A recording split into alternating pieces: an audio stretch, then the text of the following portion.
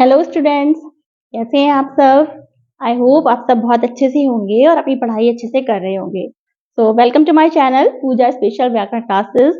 आज मैं UP board के जो स्टूडेंट्स हैं 10th क्लास के, उनको जो आपके हिंदी गद्य में कवियों की जीवनी आती है लिखने को, तो मैं कुछ इम्पोर्टेंट जीवनी और उनको लिखने का तरीका, बहुत आसान तरीका बताने वाली हूँ। तो चलिए शुरू करते हैं।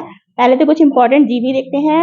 यदि आप ये 3 जीवनी मैं आपको बता रही हूँ, यदि ये आप 3 जीवनी अच्छे से तैयार कर लेंगे तो इनमें से एक तो आ ही जाएगी 100%। तो इसको लिखने का बहुत आसान तरीका और कुछ इंपॉर्टेंट चीजें सभी मैं आपको बताने वाली हूँ। तो चलिए शुरू करते हैं। हिंदी गद्यांश में जो कवियों की जीवनी आएगी उसमें इंपॉर्टेंट जो जीवनियां हैं वो मैंने बहुत सर्च करके ही आपका बता रही हूँ। हर बार जो आता है इनमें से आपको एक ना एक जीवनी मिल ही जाएगी। तो कौन कौन सी है वो? आचार्य रामचंद्र शुक्ल, सेकंड जयशंकर प्रसाद और थर्ड है डॉक्टर राजेंद्र प्रसाद। यदि आप ये गद्य में 3 जीवनी कर लेते हैं तो आपको एक जीवनी जरूर ही मिल जाएगी। तो चलिए अब इन तीनों जीवनियों को याद करने का मैं बहुत ही आसान तरीका बताने वाली हूँ। आप लोग बहुत परेशान रहते हैं कि कवि की जीवनी कैसे याद करें, इनके जन्म याद नहीं हो रहे हैं, मृत्यु याद नहीं हो रही, कैसे लिखें बीच का। तो ये सब मैं बहुत आसानी से बताने वाली हूँ। तीनों जीवनियों को देखिए मैंने साथ लिखा है और इसमें सबसे पहले देखिए नाम आप देंगे, आप इसी फॉर्म में, इतना तो आप शैली तक ही थोड़ा सा तो आप सबके में ऐसे ही बताएंगे, इसी फॉर्मेट में बताएंगे। तो देखिए पहले सबसे पहले देखते हैं आचार्य रामचंद्र शुक्ल की। तो आचार्य रामचंद्र शुक्ल का जन्म हुआ था 1884 ईस्वी में, और इसमें हम डेट नहीं लिखे तो भी कोई बात नहीं है क्योंकि डेट में कंफ्यूजन है, इसलिए हम सिर्फ उनका वर्ष लिख देंगे। 1884 ईस्वी में हुआ था उनका जन्म। जन्म स्थान क्या था? बस्ती जिले के अगोना नामक ग्राम, उत्तर प्रदेश में हुआ था। ठीक है, बस्ती जिले के अगोना नामक ग्राम में। अब पिता का नाम क्या था? चंद्रबली शुक्ल, जो कि एक अध्यापक थे। शिक्षा कहाँ तक हुई? इंटरमीडिएट तक इनकी शिक्षा रही। फिर आजीविका किससे हुई इनकी, किस चीज से इन्होंने आजीविका कमाई? अध्यापन कार्य से, लेखन से, और ये प्राध्यापक थे। मृत्यु इनकी कब हुई? तो ये मृत्यु हमेशा जरूर याद रखनी है, 2 फरवरी 1941।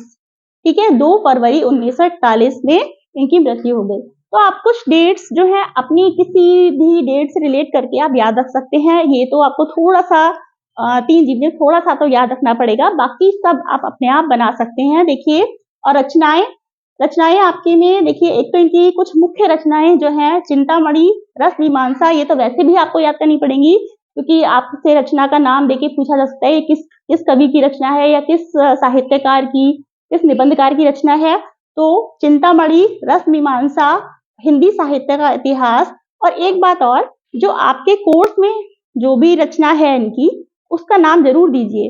तो आपके कोर्स में मित्रता है तो मित्रता का नाम भी लिख दीजिए। यदि आपको 1% कुछ भी याद ना आए तो अपने कोर्स में जो है वो तो नाम आप लिख ही दीजिए, रचना का नाम। तो ये तो हो ही जाएगा मित्रता। और इसके बारे में भी जीवनी में आपको कुछ बढ़ाना है तो उसके बारे में भी आप कुछ लिख सकते हैं।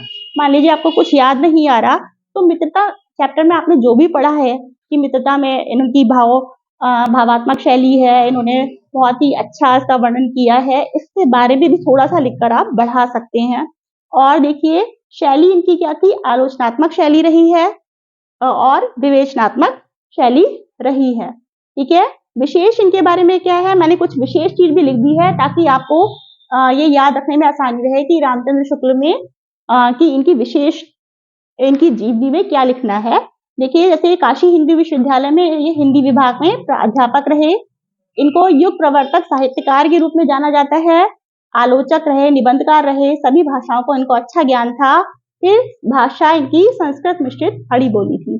तो ये हो गई आपकी आचार्य रामचंद्र शुक्ल की जीवनी। आप मृत्यु तक और रचनाएं तो आप इसी फॉर्मेट में लिखेंगे।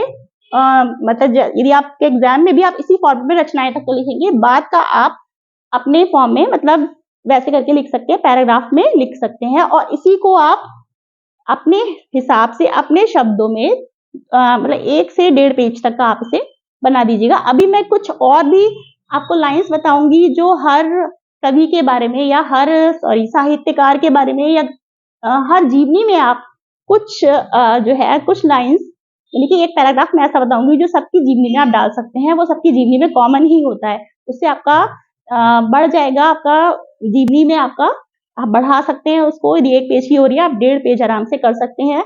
बस ये कुछ मुख्य बातें आपको याद रखनी है और आपकी जीवनी तैयार हो जाएगी। चलिए सेकंड देखते हैं, जयशंकर प्रसाद की जीवनी। जयशंकर प्रसाद का जन्म कब हुआ था? 1890।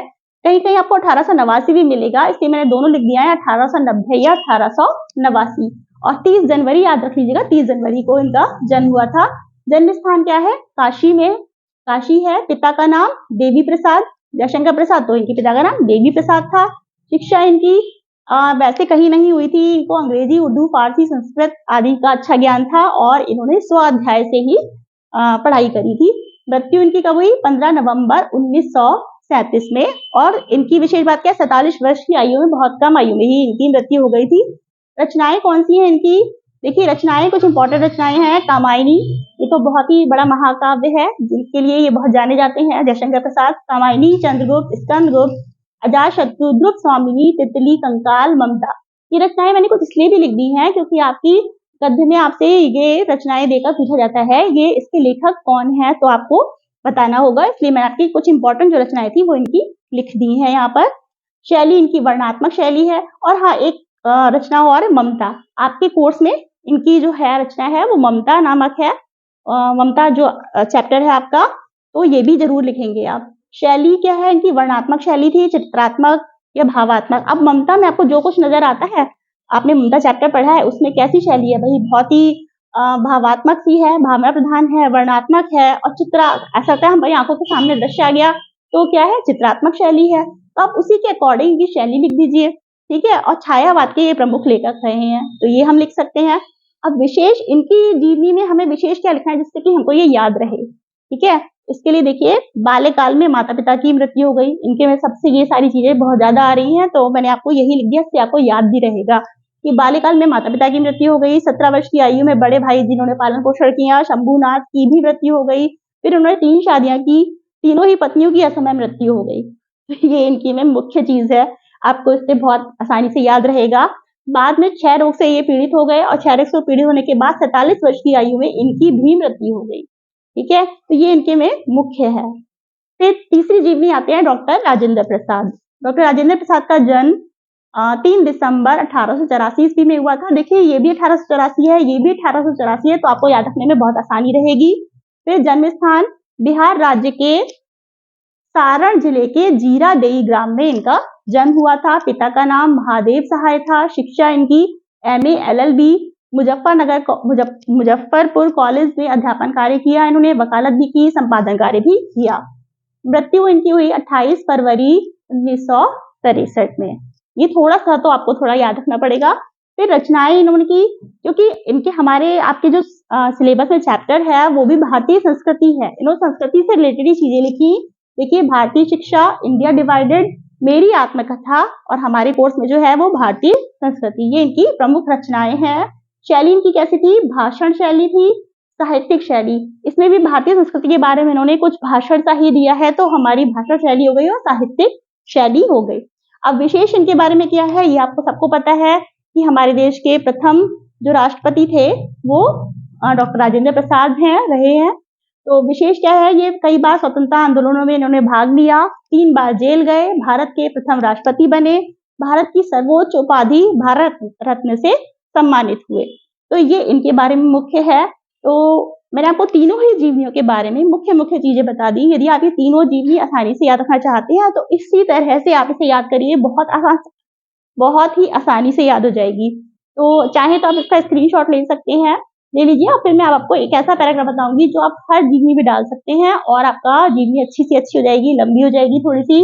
यदि नहीं भी याद हो तो भी आप लिख लेंगे और बहुत अच्छे आपके मार्क्स आएंगे, फुल मार्क्स आएंगे। तो ये आप देखिए, कॉमन पैराग्राफ है, कॉमन कुछ लाइंस हैं जो आप सभी साहित्यकारों या सभी कवियों जो भी कह रहे हैं उसके इनमें आप डाल सकते हैं इस पैराग्राफ को बीच में, ठीक है। तो देखिए क्या लिख सकते हैं, ये बहुमुखी प्रतिभा के धनी थे, क्योंकि सब में अधिकतर यही आ रहा है कि जो आपके इतना बड़ा रचनाकार है, जो निबंधकार है या इतने बड़ा मतलब कवि है, तो उसके बारे में, ये बहुमुखी प्रतिभा के धनी थे। बाल्यकाल से ही इनकी रुचि साहित्य में थी। जो भी आपका गद्य वगैरह लिखेगा तो बाल्यकाल से ही इनकी रुचि साहित्य में थी। इन्हें हिंदी, संस्कृत, उर्दू, बंगला, फारसी, अंग्रेजी आदि भाषाओं का अच्छा ज्ञान प्राप्त था। इन्होंने 100 अध्याय से सभी भाषाओं पर अधिकार प्राप्त किया। ये एक महान साहित्यकार, सफल नाटककार, कुशल कहानीकार, श्रेष्ठ कवि थे। ये इनकी भाषा शैली वर्णनात्मक, चित्रात्मक तथा भावात्मक है। तो ये एक ऐसा पैराग्राफ है जो बिल्कुल कॉमन है, आप सभी के में डाल सकते हैं और इससे आपकी जीवनी थोड़ी सी बढ़ जाएगी। तो सबसे पहले आप उसी फॉर्मेट में लिखेंगे कि जन्म क्या कहाँ हुआ, पिता का नाम और जन्म स्थान, मृत्यु, रचनाएं, ये सब तो आप बिल्कुल उसी फॉर्मेट में लिखेंगे जैसे मैंने बताया। उसके बाद आप पैराग्राफ के फॉर्म में फिर से दोबारा लिखेंगे कि इनका जन्म ये मतलब जो भी है, चाहे रामचंद्र शुक्ल का जन्म इस सन में हुआ था, इनके पिता का नाम ये था, इनकी माता का नाम ये था, ये इनकी शिक्षा दीक्षा ऐसे हुई, फिर इनका ये हुआ, फिर इन्होंने बहुत सारी रचनाएं लिखी, या इनके घर में परिवार से संबंधित है तो वो लिखेंगे, और फिर ये बीच में ये पैराग्राफ आप डाल सकते हैं। ठीक है, तो ये पैराग्राफ डाल देंगे, इससे बड़ा हो जाएगा। उसके बाद उनकी मृत्यु सन में हो गई और फिर उनकी रचनाएं वगैरह फिर दोबारा से लिखेंगे। इससे आपकी जीवनी बहुत अच्छी सी बन जाएगी और 1.5 से 2 पेज की आपकी जीवनी बहुत बढ़िया हो जाएगी। और मुझे लगता है फिर वो 5 मार्क्स आपके पूरे के पूरे ही आएंगे। इससे ज़्यादा इसमें कुछ भी नहीं है लिखने में। तो यदि 1% आपको नहीं भी याद रहे तो ये पैराग्राफ तो आप लिख ही लेंगे, और जो आपकी मतलब जो भी रचना आपकी कोर्स में है, सिलेबस में है, तो उस रचना के बारे में भी थोड़ा सा डाल देंगे। इससे आपकी जीवनी और अच्छी हो जाएगी और लंबी हो जाएगी और अच्छी हो जाएगी। ठीक है, तो यदि ये लिखने का तरीका आपको पसंद आया हो, तो यदि ये अच्छी लगी हो आपको वीडियो, तो लाइक कीजिए, शेयर कीजिए, सब्सक्राइब कीजिए। Thank you so much.